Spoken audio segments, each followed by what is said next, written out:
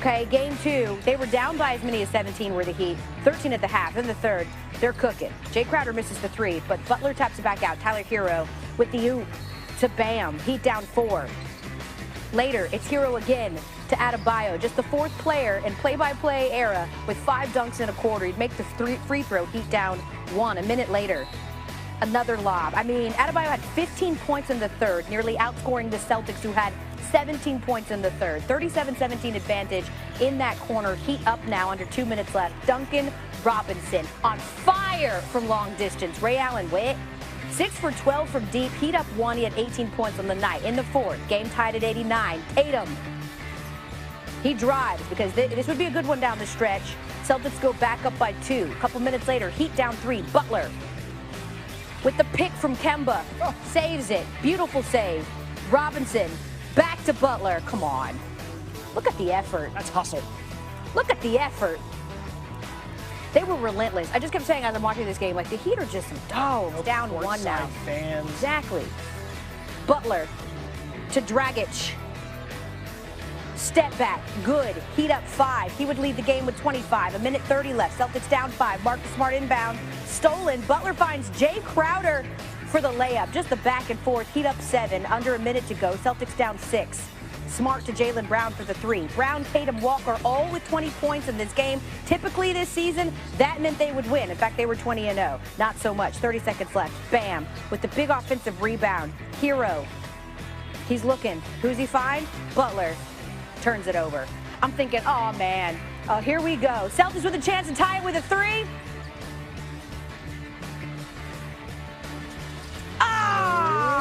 Adebayo with the huge rebound. Heat win 106-101. They go up 2-0 in this series. Quick question, Eric Spoelstra. Can you define winning basketball?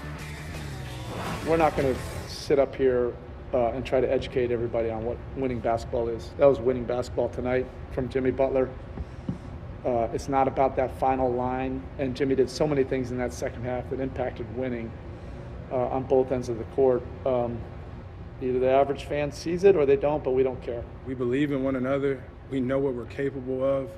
And I think that's the part that's so fun when we're out there hooping. It's, yeah, we get down at times, but we never hang our heads because we know if we play the right way, we give ourselves a chance to win. So with these group of guys, man, it's always smiles out there on the court.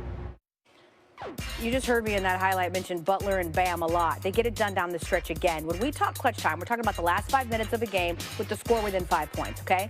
At this point, you look up clutch in the dictionary, and there's just a picture of this Miami Heat team. They have outscored the Celtics 41-24 in clutch time through 2 games this series. So the Celtics lose to the Heat, and then, ironically, things get very heated. Our Malika Andrews reporting that Marcus Smart was screaming at his teammates in the locker room post-game before leaving the room swearing. Additionally, she heard loud clanks like someone was throwing things, while several players beyond Smart were yelling as well. Now, Smart didn't make himself available to the media, but his teammates who did somewhat downplayed the tension. We 0-2. I mean, we frustrated, but that's team sports. You're not supposed to be happy we down 0-2, but nothing out the ordinary. Just talking about the game. It's cool. Gotta get ready for the next one. A lot of people are passionate and emotional, and I'm one of those people, so I recognize it as that. I recognize it as emotion, as passion. I don't recognize it as nothing else. The media might see it or whatever. That's all it is passion, just being, expressed. So we gotta express that same passion next game for 48 minutes, period. Let's bring in our NBA analyst and host of Chiney Golik Jr. on ESPN Radio, Chiney Agumake. What is your take on whether you think the yelling in the Celtics locker room is a potential galvanizing moment or a signal that things are falling apart? You know, Elle, I know we're not supposed to sing here, but this reminds me of the Sarah Bareilles song, Say What You Need to Say and Let the Words Fall Out. Honestly, I need to see you be brave, right? Like, that's the moment, that's the time for the Celtics right now. It's better to say what is needed to be said at this point than to let things slide, because things like this happen in locker rooms more than people probably know. And I feel their pain. The back half of their games have been a huge letdown, especially when going up against Miami's zone defense. The Heat ran their zone defense 4 plays in the first half and 25 plays in the second half. And during that time, the Celtics went 5 for 15 from the field. You see, at the professional level, the most annoying thing to play against is the zone. You can't get movement. You can't play one-on-one easily, which is the absolute essence of the NBA.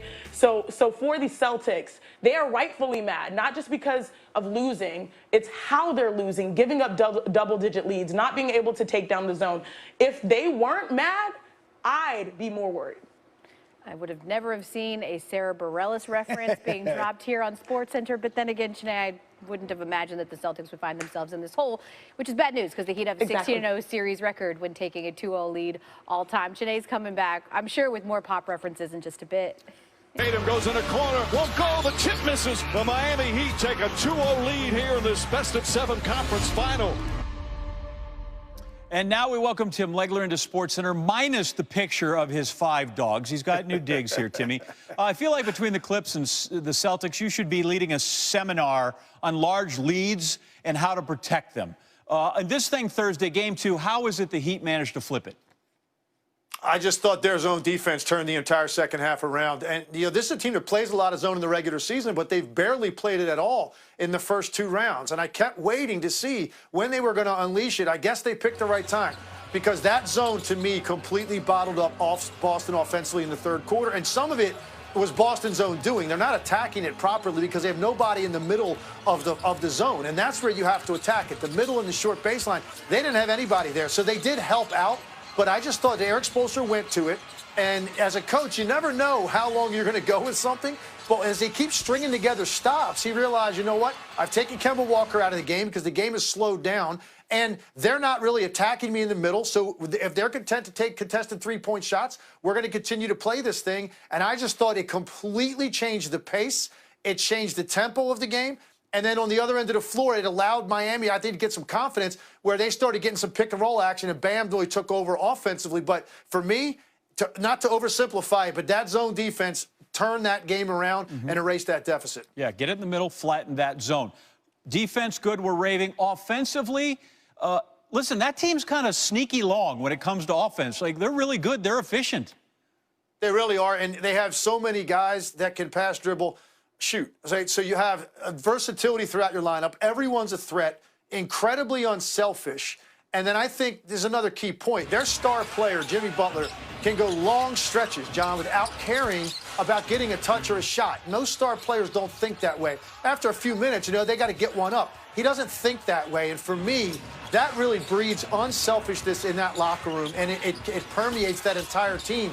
They have such faith and such trust. They had a 37-point third quarter, and he barely got involved offensively. That's how versatile this team is, and you can't say enough about the job Eric Spoelstra has done with this group, getting them to play together. It's Tim Legler. He's a +22 in the box score on Thursday. Thanks, Legs. You know, it's always big stuff when Biebs is on the mound for Cleveland. Shane Bieber, 7-1. ERA's $1.50. He's struck out 102 guys in 64 2/3 inning, and he was Cy Young quality again in this ball game against the Tigers. 7 2/3, 4 hits, 3 earned runs, 10 Ks. They got to him a little bit, but he was still in control. Jose Ramirez, 28th birthday Thursday, and, well, happy birthday to me. I'm going to take that one out off Casey Mize. 12th of the year, Indians lead it 1-0. And if you guys don't care, did somebody say birthday cake? I'm going to hit another one. Off it goes, off Mize as well. Third multi-homer game of the year. Indians up 3-0, all of them powered by the birthday boy. In the 8th, it's 9-0 Ramirez. Now, I'm not sure how he got a bat on that. The hand came off, and he barely nicked it, and yet somehow when it's your birthday and it's going your way, right? Wow. Charlie Lau, and then it's even worse. Yeah, Amin was completely fooled, and yet somehow comes out with a single. 4 for 5, 4 ribs, 2 homers. Indians win it 10-3. Biebs, your winner. Only 2 pitchers since baseball started expansion from 16 teams in 61 have led the entire league in wins, ERA, strikeouts in a single season. You had Doc Gooden when he was 20. Sandy Koufax did it twice in 65 and 66. And after earning the win on Thursday, Bieber leads the Bigs outright in wins, strikeouts, and as you see, barely trails Trevor Bauer. who's at 1.71. Keeping it in the AL Central, White Sox looking to clinch a postseason berth Thursday with a win over the Twins. 6-inning tied at 2.